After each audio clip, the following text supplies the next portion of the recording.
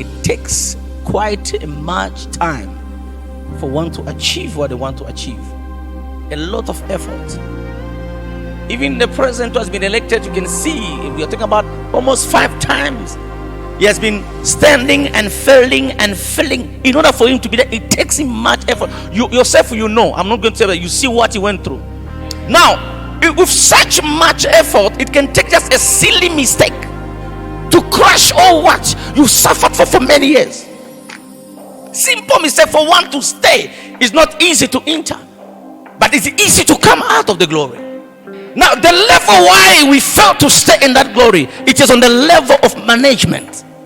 You can't manage what you can see. You can only control or manage what is in your capacity to see. I say, in order for you to manage properly your season, you must have the ability to remember.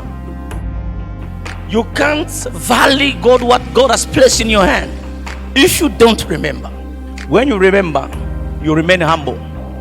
I'm having what I'm having because of God. The first things that mentality of remembering God does in you, it will keep you humble. Number 2, I say, when you remember, you remain faithful. You will not divert yourself from the entrusted assignment. What was the motive for God to give you what He has placed in your hand? So if you don't understand that one, you divert yourself from the entrusted assignment. Jeremiah 17 verse 4, he said, through your own fault, your own mistake, you will lose the inheritance. Because when we access glory, it's the inheritance from God. We don't deserve it. But also because of our little mistake, we can lose, we can jeopardize what God has entrusted us. Any prayer that can be done out of the rules of that aspiration, it's void and forceless. The strength of prayer is when it agrees. It's when a person responds to the demanded rules of that aspiration. That I'm trying to say, if you want to remain in glory, do not detach yourself from the rules that secure, that provided that glory. The more you are in that glory, don't detach yourself from the rules.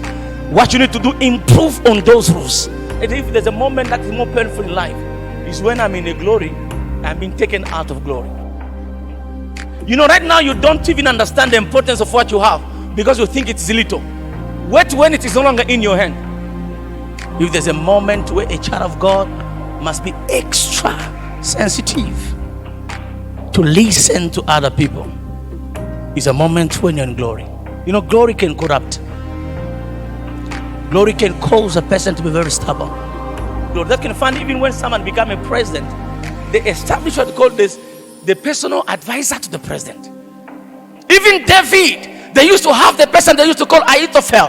The scripture says Ahithophel was not the prophet. The Bible says he was given the wisdom. When he counsels you, it's like you're inquiring from God. It's like God himself talking to you. Develop a mentality of wanting to be counseled all the time. If you want that glory to stay, the bigger the glory, the bigger the battles. Remember when the Philistines, they heard that David has been anointed king over Israel. What happened about it? They said they came out in full forces in search for him because they've heard the glory. The moment of a glory is a moment where a child of God must be prayerful like never before. It's a moment you must love God like never before. It's a moment you must humble yourself before the throne like never before.